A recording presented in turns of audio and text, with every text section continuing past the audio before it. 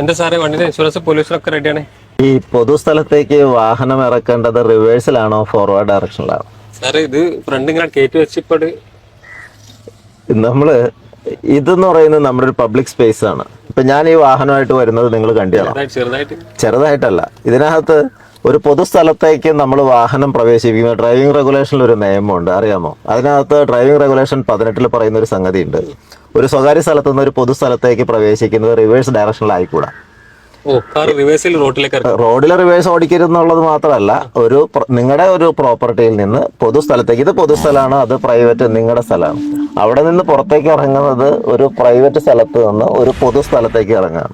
പൊതുസ്ഥലത്താണ് നമുക്ക് ചില മര്യാദകളുണ്ട്. കാരണം അവിടെയുള്ള ആളുകളുടെ ജീവൻ സുരക്ഷ എന്ന് നോക്കേണ്ടത് നമ്മുടെ ബാധ്യതയാണ്. അപ്പോൾ നമ്മളെന്താ ചെയ്യേണ്ടിയിരുന്നത്? വാഹനം കയറ്റിയിടുന്ന സമയത്ത് നമുക്ക് റിവേഴ്സിൽ അങ്ങോട്ട് കയറ്റിയിടണമായിരുന്നു. അപ്പൊ റിവേഴ്സിൽ നിങ്ങളുടെ സ്ഥലത്തേക്ക് കയറ്റുന്നതിന് കുഴപ്പമില്ല.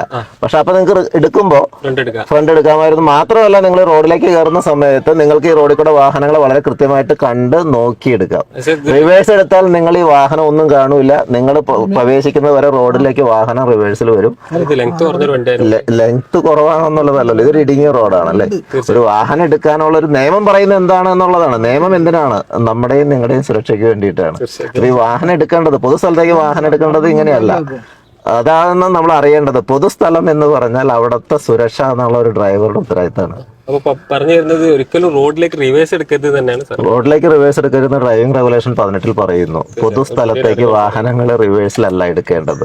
നിങ്ങൾ കയറ്റിയിടുന്ന സമയത്ത് റിവേഴ്സിൽ കയറ്റിയിടാമായിരുന്നു. അപ്പൊ എടുക്കുമ്പോൾ അതാണ് ശീലങ്ങൾ ഉണ്ടാകേണ്ടത്.